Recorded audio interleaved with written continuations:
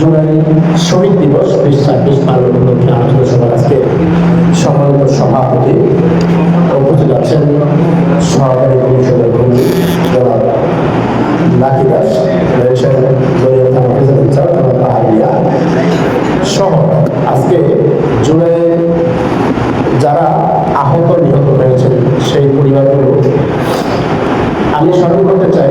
পৃথিবীর প্রথম থেকে আজকে পর্যন্ত যত মানুষ অন্যায়ের বিরুদ্ধে লড়তে গিয়ে তার সবচেয়ে মূল্যবান তার জীবনটা বিলিয়ে দিয়েছেন, তাদেরকে স্মরণ করছি। সাথে সাথে স্মরণ করছি যারা এই আন্দোলনে অঙ্গ হারিয়েছেন, তাদের জন্য আরও বেশি বেদনা। কারণ আমি গতকালকে রাতে খেলা দেখে যাচ্ছিলাম, হাতে বৃষ্টি ছিল, আমার জ্বর চলে আসছে। এখন আমার কাছে একটু আনইজি মনে হচ্ছে। ঠিক তেমনই আপনার যদি অঙ্গটাই না থাকে, যে কোনো অঙ্গ, তখন বোঝা যাবে যে এই যে না থাকার বিষয়টা যার নাই শুধু সেই বুঝবে। আমি এই জীবন্ত শহীদদেরকে স্মরণ করছি। পৃথিবীর শুরু থেকেই মানুষ শুধু অধিকারের জন্য আন্দোলন করে আসছে। তারই ধারাবাহিকতায় আমরা সর্বশেষ বাংলাদেশের মানুষের জীবনের ভাগ্যে যে ঘটনাটি ঘটেছে, অঙ্গকে যুবক জীবন দিয়েছে। এখানে একটা বিষয় আমার যতদূর মনে আছে, প্রথম যখন আবু সাঈদের ঘটনাটি ঘটে গেল, এরপরেই দেশ কিন্তু উত্তপ্ত হতেছিল। তো আমরা গণমাধ্যম কর্মীরা সাধারণত পক্ষপাতিত্ব করার প্রয়োজন হয়ে ওঠে না, অটোমেটিক আমাদেরকে পক্ষ নিয়ে নিতে হয়। সেটা হলো দুর্বল পক্ষের সাথে আমাদেরকে যেতে হয়। তো 18 তারিখ নড়িয়াতে মিছিল হচ্ছিল। যেহেতু আমি উপরে যাব না, আমার নড়িয়ার ঘটনা আমি একটু বলতে চাই। মিছিল হচ্ছিল পুলিশ সহ কিছু লোক পৌরসভার সামনে দিয়ে মিছিল করছিল, থানা পর্যন্ত যায় আবার আসে। এর মধ্যে আমার যতদূর মনে পড়ে, ছাত্রদল সহ এখানকার আপামর জনসাধারণ, বিশেষ করে উৎসুক ছাত্র জনতা বিএল স্কুল মাঠে তারা দাঁড়িয়েছিল। আমরা ঠিক তখন অবস্থান করি পৌরসভার সামনে। তো একটু পরে পুলিশ সেখানে অবস্থান নেয় এবং সেখানে একটু বড় ধরনের হ্যাচিংয়ের ঘটনা ঘটে। আর সেই ঘটনাটি আমাদের জানার সুযোগ হয়নি যে ওখানে কিছু একটা ঘটেছে এবং যারা আহত হয়েছে তারা হসপিটালে গিয়েছে। সেই মুহূর্তটা আমরা তখনও ভালো জানতে পারতেছি না আসলে কি হয়েছে। তো এনটিভির জেলা প্রতিনিধি আব্দুল আজিজ শিশির ঠিক মাগরিবের আগ মুহূর্তে তিনি যখন নড়িয়া থেকে চলে গেছেন, তার সাথে একটা ব্যতিক্রম ঘটনা ঘটেছে। ছাত্রলীগের একটা ছেলে বাহির থেকে ভিডিও করতেছিল কারা এখানে মিছিল করে। সেই ছেলেটার কাছ থেকে ফোনটা এনে ভিডিওটা ডিলিট করেছে এবং এইটা ডিলিট করাটা ভিডিও করতে গিয়ে আব্দুল আজিজ শিশির চোখ রাঙানির শিকার হয়েছে। আমি সে সময়টা উপস্থিত ছিলাম। তো যাই হোক, সাংবাদিকরাও সেখানে একটু হলেও বাধার সম্মুখীন। তো সাংবাদিকরা যথারীতি সবাই চলে যাচ্ছে। একটা আন্দোলন হওয়ার কথা ছিল, একটা মিছিল হওয়ার কথা ছিল, একটা বাজে সিচুয়েশনের কারণে সেটা বন্ধ হয়ে গেল, কিছু মানুষ আক্রান্ত হলো। এই মেসেজটা আমরা একটু পরে পাই, ঠিক মাগরিবের আগ মুহূর্ত।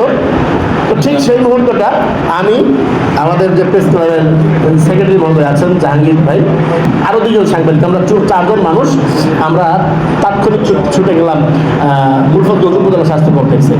তো কেন গেলাম, যে ওখানে কিছু আহত রয়েছে, এখানে তারা মিছিল করতে দেয় নাই, শুধু প্রস্তুতি নেওয়ার কালে তাদেরকে আক্রমণ করেছে এমন একটা বিষয় আমরা যখন জানতে পারি এবং তারা খুব বেশি আক্রান্ত হয়েছেন এবং রক্তক্ষরণ হয়েছে, এমন বিষয়টা জানার পরে আমরা এই 4জন গণমাধ্যম কর্মী উপজেলা স্বাস্থ্য কমপ্লেক্স মুলফতগঞ্জে যাই। যাওয়ার পরে সেখানে আমরা এই জান্নাত, সরল এবং তার স্বামীকে আমরা দেখতে পাই। 3জনই রক্তাক্ত এবং তাদের মাথায় আঘাত রয়েছে। সরলের পাঞ্জাবি ছিল গায়ে, এটা সম্পূর্ণ রক্তে ভিজে গেছে, এমন একটা সিচুয়েশন।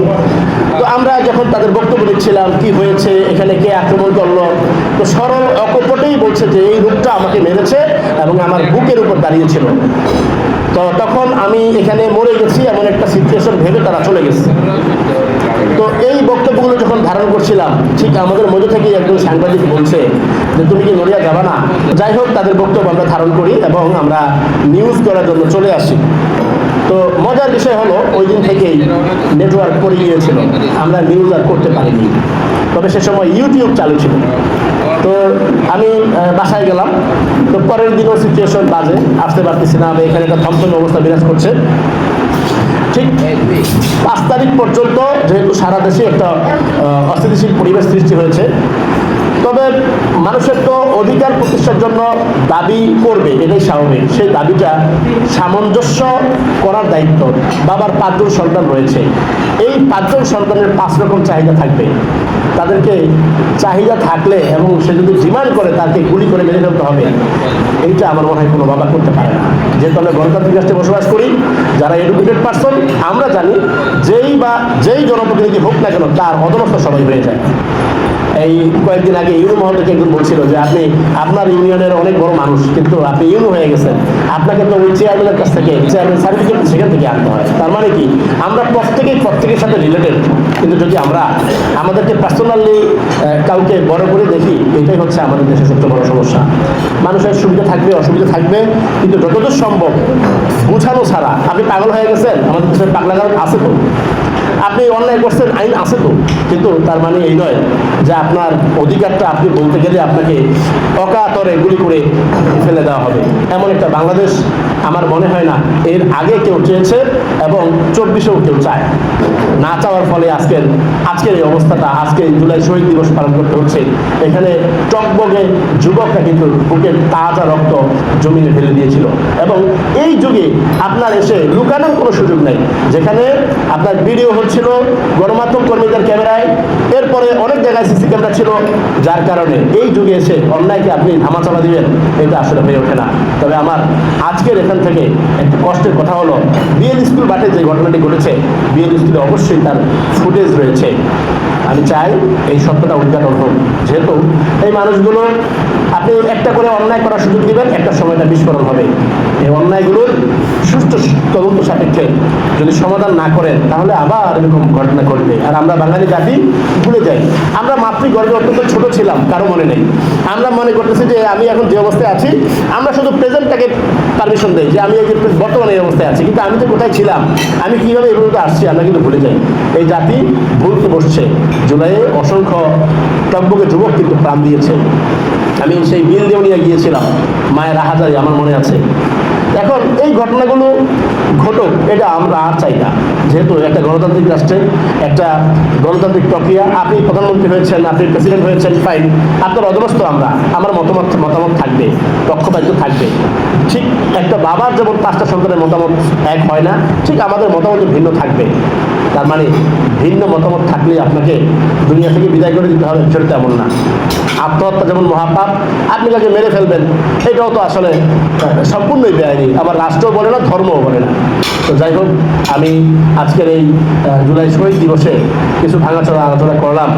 তবে 5 তারিখের পরে আমার যে কথাটা মনে হয়েছে, আমি 5 তারিখের পরে আমি মুলফতগঞ্জ গেলাম। মুলফতগঞ্জ যাওয়ার পরে ঠিক সরলের সাথে আমার দেখা, তখনও তার মাথায় ব্যান্ডেজ আছে। তো সরল আমাকে বলতেছে যে আপনি যদি আর 10টা মিনিট থাকতেন, তাহলে আমাদের মতো আপনারও হাসপাতালে শুইতে হইতো। তার মানে হলো, যখন যে দুর্বলের পক্ষে আর অন্যায়ের বিরুদ্ধে যাবে, তার জন্য এই ঝুঁকি। তবে আমরা জুলাইয়ের পরে বাংলাদেশটাকে একটু অন্যরকম বাংলাদেশ দেখতে চাই। আমরা গণমাধ্যম কর্মী, আমাদের হাই সিকিউরিটি নাই, এখানে পুলিশ প্রশাসনের লোকজন আছে, তাদের অন্ততপক্ষে তার কাছে একটা অস্ত্র থাকে, এই পোশাকটা পরেছে অস্ত্রের জন্য। তো আমরা যারা গণমাধ্যম কর্মী রয়েছি, ইউনো মহোদয় রয়েছেন, সবসময় তো সিকিউরিটির মধ্যে আমরা থাকি না। যেহেতু একটা অস্থিতিশীল রাষ্ট্র আমরা 24-এ দেখেছি, আমরা চাই একটি স্বনির্ভর, সুন্দর এবং সম অধিকার বন্টন হয়, এরকম রাষ্ট্র আমরা আশা করি। আজকে শহীদ দিবসে সকল শহীদদের শাহাদাত যেন আল্লাহ কবুল করেন, এই আশাবাদ ব্যক্ত করি। আর আমার এই ভাঙাচোরা আলোচনা ভুল ত্রুটি ক্ষমা চেয়ে শেষ করছি। আসসালামু আলাইকুম ওয়া রাহমাতুল্লাহি ওয়া বারাকাতুহু।